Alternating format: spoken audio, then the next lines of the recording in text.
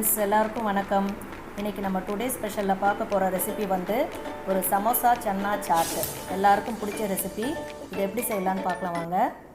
இதுக்கு வந்து நான் ஒரு அரை கப் வந்து கொண்டக்கடலை, வெள்ளை கொண்டக்கடலை 10 மணி நேரம் ஊற வச்சுருக்கேன். இது கூடவே நம்ம ஒரு அரை ஸ்பூன் வந்து உப்பு சேர்த்துக்கலாம். ஒரு அரை ஸ்பூன் வந்து ஓமம் கசக்கி அதையும் சேர்த்துக்கலாம். இது சேர்த்துட்டு இது நல்லா சாஃப்டாக வேகிற வரைக்கும் நம்ம வேக வச்சு எடுத்துக்கணும். வெயிட் போட்டேன், இது வேகட்டும். இப்போ அடுத்தது ஒரு பேன் வச்சுருக்கேன் அடுப்பில். அதில் வந்து ஒரு 2 ஸ்பூன் வந்து எண்ணெய் விட்டுருக்கேன். எண்ணெய் காயிட்டும். எண்ணெய் காஞ்சோன்னே ஒரு பெரிய சைஸ் வெங்காயம் வந்து சேர்த்துருக்கேன். நல்லா பெருசாகவே அரிஞ்சிக்கலாம். அதை நல்லா வதக்கிடலாம்.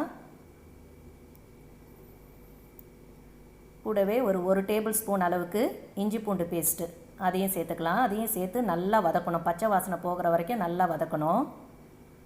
இப்போ வந்து ஒரு பெரிய சைஸு தக்காளி அதையும் சேர்த்துக்கலாம். சேர்த்துட்டு நல்லா வதக்கிடலாம். நல்லா வதக்கிடுங்க. இப்போ வந்து இதை ஆற வச்சிடலாம். இதை ஆறினோன்னு நம்ம அரைக்கணும். இப்போ வந்து நம்ம சன்னா வந்து ரெடி ஆகிடுச்சு. இந்த அளவுக்கு சாஃப்டாக வெந்திருக்கணுங்க.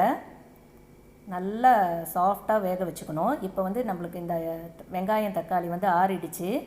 இதை நம்ம வந்து மிக்ஸி ஜாரில் சேர்த்துக்கலாம்.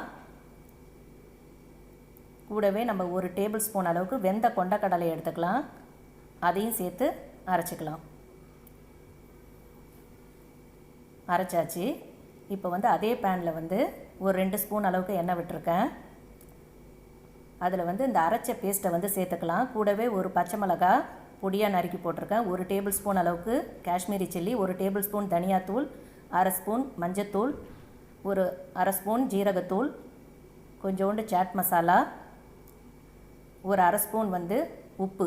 உங்கள்கிட்ட சன்னா மசாலா பவுடர் இருந்துச்சுன்னா இந்த ஜீரகத்தூள் சாட் மசாலாவுக்கு பதில் ஒரு ஸ்பூன் அளவுக்கு சன்னா மசாலா சேர்த்துங்க. இதெல்லாம் சேர்த்து நல்லா வதக்கிக்கலாம். இந்த அளவுக்கு நல்லா வதங்கிடணும். இப்போ வந்து நம்ம வேக வச்ச சன்னாவை வந்து சேர்த்துக்கலாம். சேர்த்துட்டு நல்லா மிக்ஸ் பண்ணி விட்ருங்க. மிக்ஸி ஜாரில் இருக்கிற தண்ணியும் சேர்த்துக்கலாம். நல்லா மிக்ஸ் பண்ணி விட்ருங்க.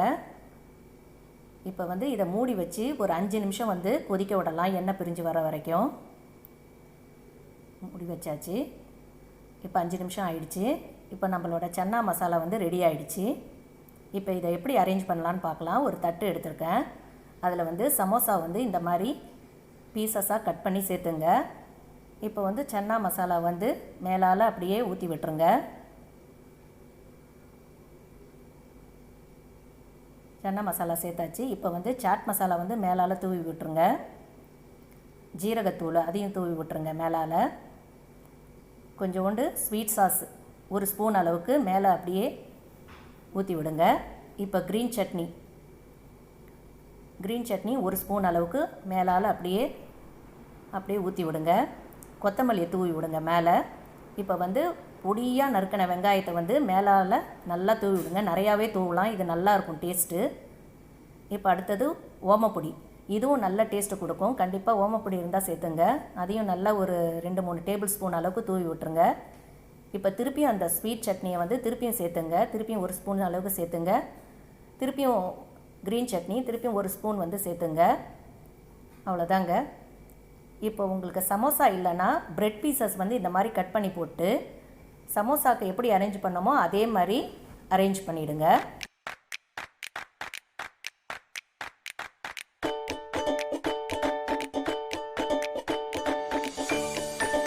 அவ்வளோதாங்க, நம்மளோட சமோசா சன்னா சாட் ரெடி. இந்த வீடியோ உங்களுக்கு பிடிச்சிருந்ததுன்னா மறக்காமல் லைக் பண்ணுங்கள், கமெண்ட் பண்ணுங்கள், ஷேர் பண்ணுங்கள், சப்ஸ்கிரைப் பண்ணுங்கள். தேங்க்யூ. மறக்காம சர்ப்ரைஸ் பண்ணுங்க. தேங்க்யூ. எதுவா இருந்தாலும் எங்க பாஸ் தான் கேட்கணும். யார் உங்க பாஸ்?